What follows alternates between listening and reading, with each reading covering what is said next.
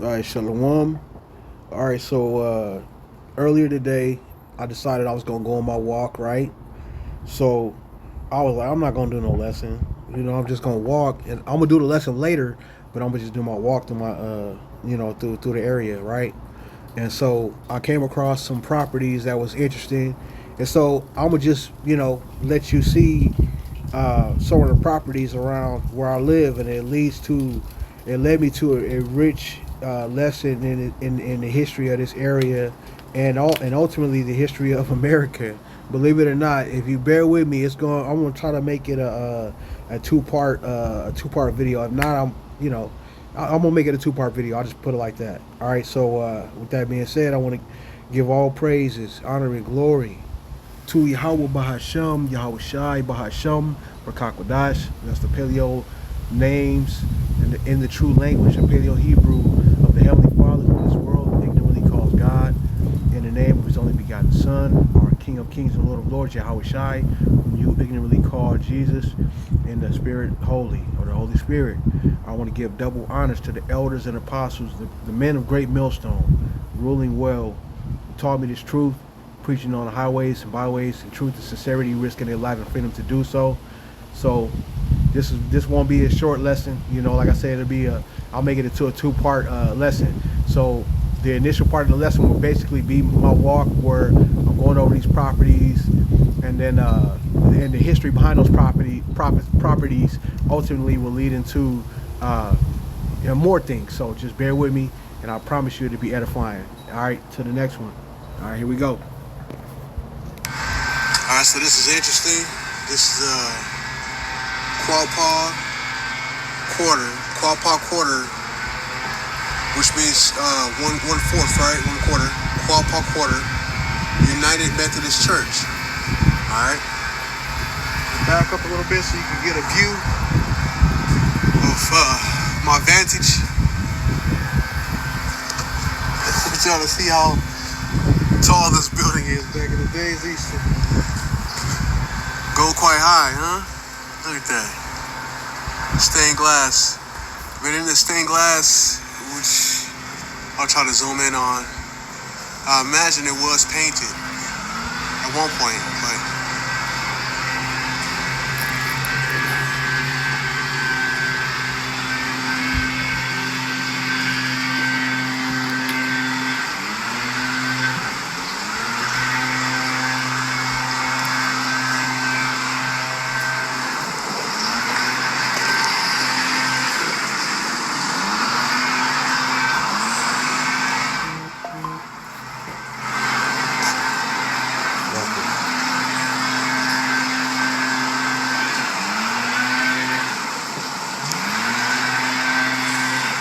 I just want to show y'all this building. This is interesting. So this building was added to a historic registry. I'm gonna get the plaque right here to show you. Because on each one of these old time buildings, it'll have a plaque like this. It'll have a dedication plaque too, like who made it on the cornerstone. Oh, I see it, but it's kind of behind a bush. This one says this property has been placed on the National Register of Historic Places by the United States Department of Interior. See that? So that would be your cornerstone right there. It says Quapaw on this side, I believe. But I can't see it. And it's covered by this bush, so I can't even access it from the street. But yeah, that's the cornerstone right there. So it turns out that that church has been converted into like an apartment complex. Cause I saw this Jake standing outside the steps. He was like, "What's up?" And yeah, man, they took that whole space and turned it into an actual living space. If you understand what I'm saying. So this is the house. This is like right next door to it, right? Look at this. I'm sorry, because I got the sun right behind the building, so. But this is crazy. Look at this. Look at this ornate design. You know what I'm saying? Like the craftsmanship that went into this back in the days. And it's got the name of it. It's built in the 1900s. Actually, in 1900s. the Hot's house. I'm gonna zoom in on it so you can see it. See that? This place was built in the 1900. So, see those? Got the Roman pillars on there. Tell me this place is not Babylon the Great, man. It's all kind of evidence of ancient Rome. You know, as far as architecture style is concerned, it's like the facade or ancient Rome. Look at these steps. Look at that, man. 1900.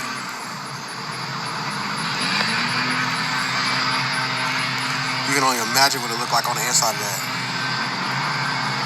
It's crazy. And what do you have right there? Fasci. The Roman fascist was a bundle of rods with an axe symbolizing the magistrate's power of corporal and capital punishment. See that? So it's a bundle right here, Rome 2.0.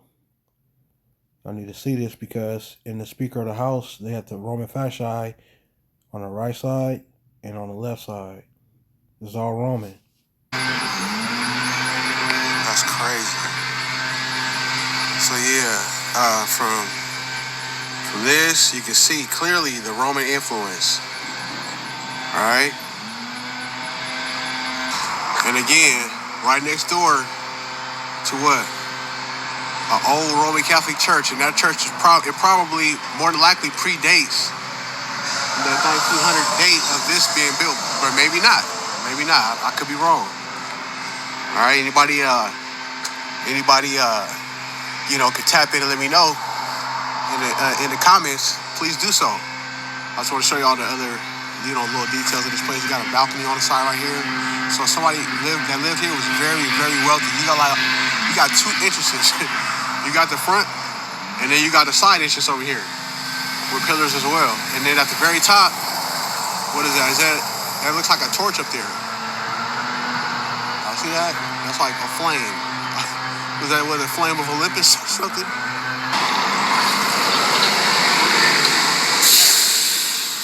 All right, guys. So this home right here. I want y'all to see this. Look at this again. You see the Roman influence in the architecture. All right, so I did some research, and this house is on the market, I think, for $1.5 million. Those pillars right there. And we in the South, so you